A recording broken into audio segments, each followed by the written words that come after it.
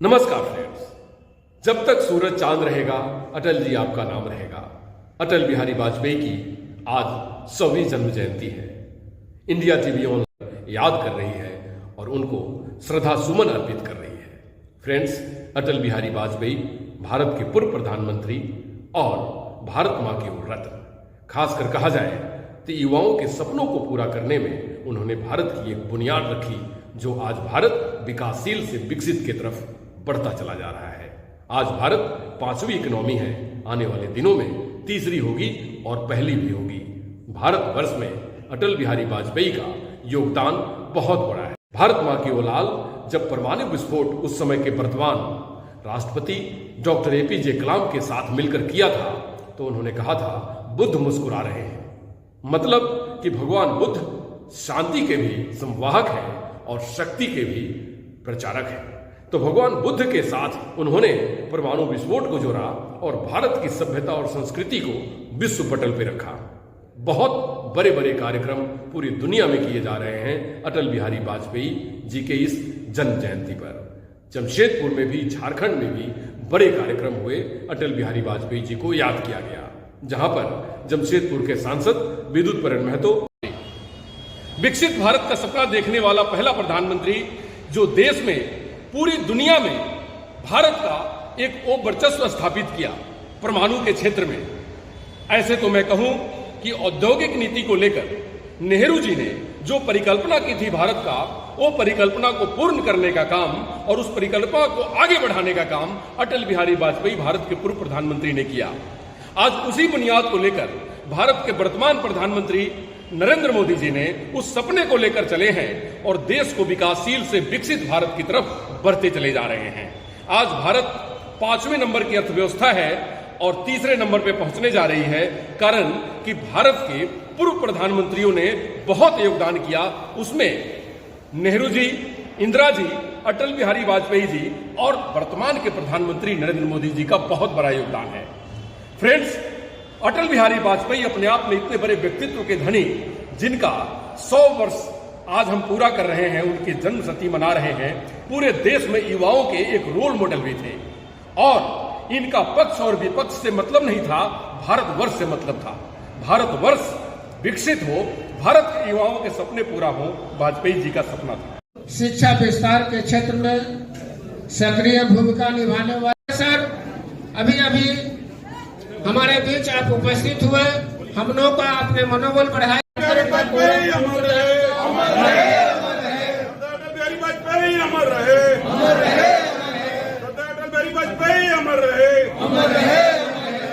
जो इस कार्यक्रम का मुख्य अतिथि है, हम आग्रह करते हैं भारतीय जनता पार्टी मंडल मानवों के अध्यक्ष विनोद राय जी से उन्हें आम पत्र देकर के सम्मानित करेंगे।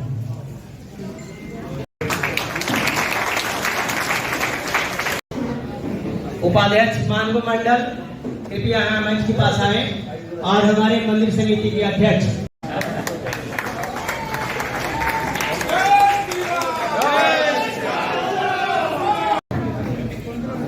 अपने सबके दिल में बसने वाले सांसद, हर समय उपलब्ध रहने वाले सांसद आदरणीय श्री विद्युत परण महतो जी और इस जिले के अध्यक्ष, भारतीय जनता पार्टी के अध्यक्ष बड़े भाई सुधांशु ओझा जी, मंच पे उपस्थित सीताराम जी जो हमारे व्यवसायिक प्रकोष्ठ के सह संयोजक हैं प्रदेश में, जटाशंकर पांडे जी प्रदेश कार्य समिति सदस्य, रामाश्रय बाबू जो इस मंदिर प्रांगण के मंदिर के अध्यक्ष हैं और हम लोग के गार्जियन भी हैं, हमेशा मार्गदर्शन मिलता रहता है, विजय तिवारी जी जिला मंत्री, हमारे भाई, हमारे बीच में रविंदर भैया का आगमन हुआ है संघ के तरफ से, मैं उनका भी हार्दिक अभिनंदन करता हूं। और मैं युवा साथियों, जो आप धड़कन हैं इस मानवों के भी और हमारे दिल के भी धड़कन हैं, आप प्यारे युवा साथियों, मैं आप सबका भी हृदय की गहराई से स्वागत करता हूं। आज हम लोग इस हॉल में उपस्थित हुए हैं एक ऐसे महान योद्धा, एक ऐसे महान पुरुष के 100वें जन्म जयंती समारोह मनाने के लिए, जिनका नाम लिए बगैर ही हम सब समझ जाते हैं कि अटल बिहारी वाजपेयी जी है वो योद्धा है, जिन्होंने देश को एक दिशा दिखाने का काम किया, जिन्होंने भारतवर्ष में राष्ट्रवाद की अलख जगाई। ऐसे महान नेता आज हमारे बीच में नहीं है, लेकिन नहीं होते हुए भी सबके दिलों में राज करते हैं। ऐसे शख्सियत बिरले ही इस धरती पे जन्म लेते हैं। मैं ऐसे श्रद्धेय अटल बिहारी वाजपेयी जी के चरणों में अपना श्रद्धा सुमन अर्पित करता हूं और उनकी छोटी सी एक कविता से मैं उनको एक छोटा सा अपना पुष्प अर्पित करना चाहता हूं। ये कविता बड़ा ही फेमस है, सभी लोग जानते होंगे, हमेशा सभी लोग पढ़ा करते हैं कि यह चंदन की भूमि है, यह चंदन की भूमि है, यह अभिनंदन की भूमि है, यह तर्पण की भूमि है, यह अर्पण की भूमि है।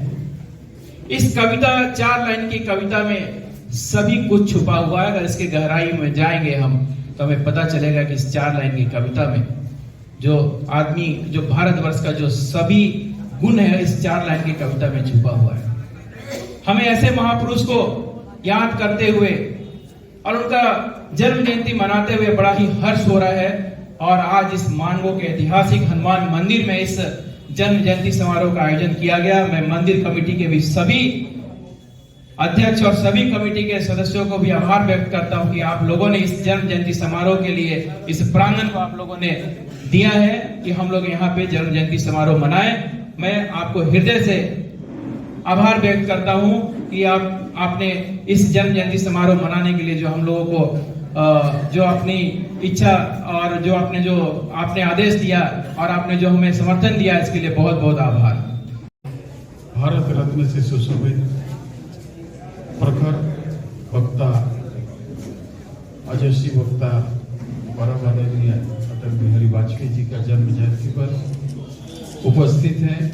उपस्थित हमारे सभी पार्टी के वरिष्ठ अभिभावकगण और हमारे पार्टी के समर्पित एक एक मेरा देवतुल्य कार्यकर्ता साथी, सभी को मैं हृदय की गहराई से आप सबों को, जब समय आया, जब बांग्लादेश अलग हुआ पाकिस्तान से, जब बोलने का अवसर हुआ सदन में, तो स्पीच को आप लोग देखिएगा कि कांग्रेस के होते हुए भी इंदिरा गांधी का, माँ दुर्गा का उन्होंने रूप बताकर उनको सम्मान देने का काम किया और दुनिया को जताने के लिए, दिखाने के लिए जो पोखरण विस्फोरण उन्होंने किया एटॉमिक एनर्जी में, उसमें भी लोगों को दिखा दिया कि भारत अब सशक्त रूप से अग्रसरित हो रहा है और आज भारत कहाँ है, किसी से छुपा हुआ नहीं है।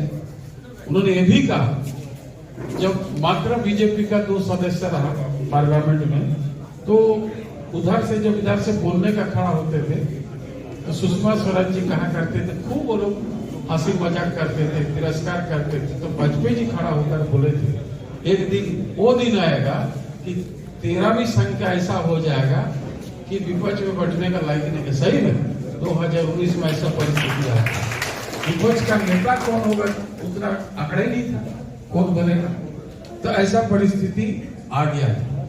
और ये सब लोगों का, इन लोग का समर्पण कारण ही आज बीजेपी आज पूरा देश में, विश्व में सबसे बड़ा पार्टी के रूप में हुआ है। इनका सपना था कि एक ऐसा भारत का निर्माण करे, नए भारत जिसमें समाज के हर वर्गों को समान अधिकार के साथ राष्ट्र निर्माण में बेहतर उनका सहभागिता हो, और उसके लिए उन्होंने प्रयास किया। आज हमें खुशी है जो आप देख रहे हैं, हर प्रखंड से जोड़ने के लिए प्रधानमंत्री सड़क योजना, ये आज पूरा भारतवर्ष में कहीं भी जाइए आज भी स्कीम लागू है और सब ये पूरा गांव से लेके शहर तक जोड़ने का, गांव से लेके पंचायत, पंचायत से लेके ब्लॉक, ब्लॉक से लेके जिला, हर जगह प्रधानमंत्री सड़क योजना आज आप लोग को देखने को मिल रहा है। शाइनिंग इंडिया जिन्होंने सपना दिखाया था और पहला शायद वो खड़गपुर से पूरी बना, लेकिन अटल बिहारी वाजपेयी उन्हीं के नक्शे कदम, उनके आदेश को आदेश को मानते हुए आज ऐसा भारत में 4 लेन 6 लेन इतना कनेक्टिविटी को मजबूत कर दिया कि आज भारत आते तो लोगों को पता ही नहीं चलता। मैं ग्रुप जो हम लोग इतने दिन काम करते आ रहे हैं, भविष्य में भी हम लोग इसी तरह करेंगे। अटल बिहारी वाजपेयी जी का खास करके झारखंड में जो अवदान है तो कहीं पर नहीं, अलग राज्य तो दिया। उनके बाद एक मंत्रालय, जनजातीय मंत्रालय उन्होंने खोला, जहाँ पर अभी 724 एक लोगों विद्यालय बन रहा है आदिवासी बच्चा लोग को पढ़ने, जो एकल जाति में महतो के बाद लगता है संथाल है, ये बराबर होगा।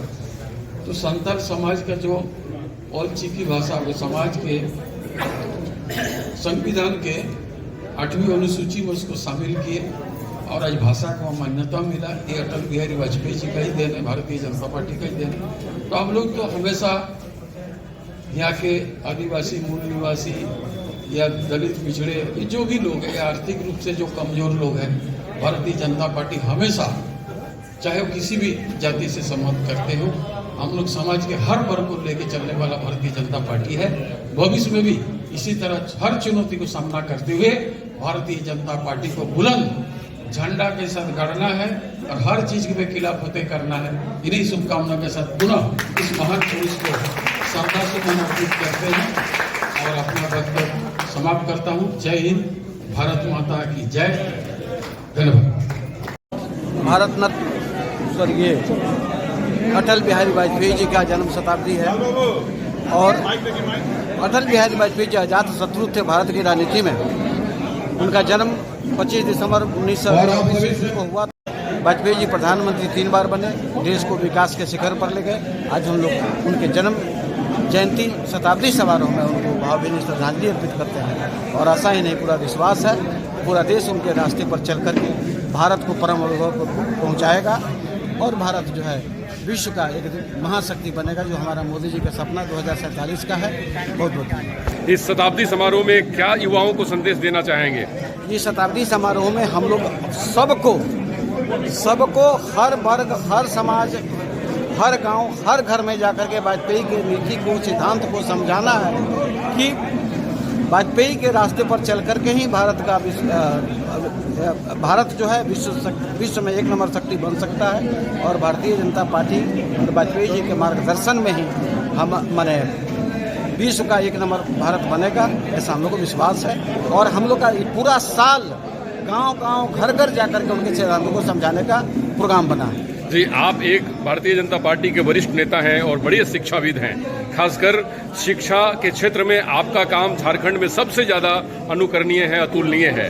तो वाजपेयी जी से आपका विचार बहुत कुछ मिलता है और मोदी जी के सपनों के भारत बनाने में आप बहुत योगदान दे रहे हैं। तो ओवरऑल क्या संदेश होगा आपका पूरे भारतवर्ष के लिए? पूरे भारतवर्ष के लिए संदेश है कि मोदी जी ने जो संदेश दिया है कि हम कुशल कारीगर पैदा करेंगे, हमको IIT नहीं चाहिए, हमको ITI चाहिए, ताकि हम ज़्यादा से ज़्यादा कुशल और दक्ष लोगों को पैदा कर सके भारत में और भारत किसी पर निर्भर नहीं रहे और पूरे विश्व में, हर देश में हम अपने भारत के जो कंप्यूटर के साइंटिस्ट हैं या किसी भी विषय के साइंटिस्ट हैं, हम पूरे विश्व में हम सहयोग कर सके, आर्थिक रूप से भारत को संपर्क कर सकें।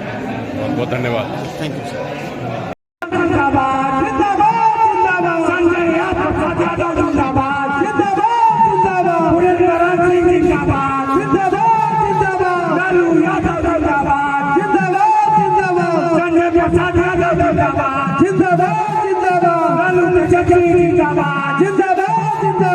संजय प्रसाद जिंदाबाद, सीमा कुशवाहा जिंदाबाद, सीमा कुशवाहा जिंदाबाद, जिंदाबाद जिंदाबाद, संजय प्रसाद जिंदाबाद, जिंदाबाद जिंदाबाद, संजय प्रसाद जिंदाबाद, जिंदाबाद जिंदाबाद, जिंदाबाद जिंदाबाद, जिंदाबाद जिंदाबाद, जिंदाबाद